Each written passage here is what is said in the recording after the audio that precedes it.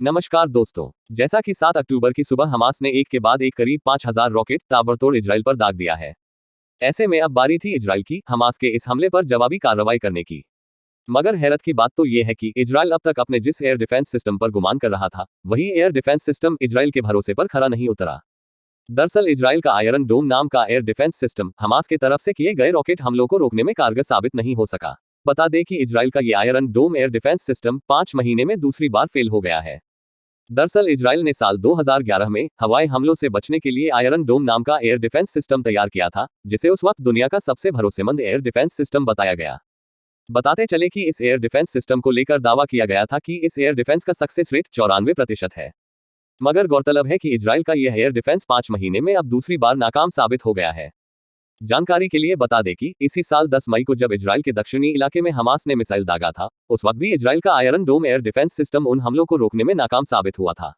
वहीं मई महीने में इजराइल पर हुए हमले के बाद जांच में पता चला था कि आयरन डोम का हार्डवेयर साल 2011 के बाद से अपडेट नहीं किया गया था, जबकि सॉफ्टवेयर को कई बार अपडेट किया गया था। बता दें कि इजराइल के आयरन डोम डिफेंस सिस्टम को लेकर यरूशलेम पोस्ट ने भी एक आर्टिकल में दावा किया था कि मई महीने में हुए हमले में आयरन डोम का इंटरसेप्शन सक्सेस रेट सिर्फ 60% था। जानकारी के लिए बता दें कि साल 2006 के इजराइल लेबनान युद्ध के दौरान हिजबुल्लाह ने इजराइल पर हजारों रॉकेट दागे थे, जिसके बाद इजराइल ने नए एडवांस एयर डिफेंस सिस्टम बनाने की घोषणा की, जो कि उसके देश के नागरिक और शहरों की रक्षा कर सके। और इसी बात को ध्यान में रखते हुए आयरन डोम को डेवलप किया गया था, जिसे साल 2011 में पहली बार सर्विस में लाया गया। बता दें कि इजराइल के इस एयर डिफेंस सिस्टम को बनाने में अमेरिका ने भी विशेष योगदान दिया है। दरअसल इजराइल को अपने एयर डिफेंस सिस्टम को बनाने में अमेरिका ने तकनीकी और आर्थिक यानी दोनों ही तरीके से मदद की है।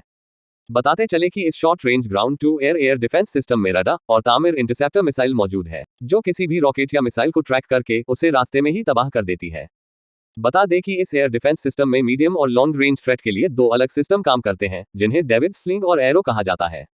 वहीं इस एयर डिफेंस सिस्टम से रॉकेट, आर्टिलरी और मोर्टार के साथ साथ विमान, हेलीकॉप्टर और मानव रहित हवाई वाहनों का मुकाबला किया जा सकता है। ऐसे में अब अगर बात करें कि इस एयर डिफेंस सिस्टम की कीमत कितनी होगी, तो बता दें कि इस एयर डिफेंस सिस्टम के प्रति यूनिट की कीमत करीब $50 मिलियन है, जबकि इसमें लगने वाले इंटरसेप्टर तामिर मिसाइल की कीमत पर गौर करें तो एक तामिर मिसाइल की कीमत करीब $80,000 है।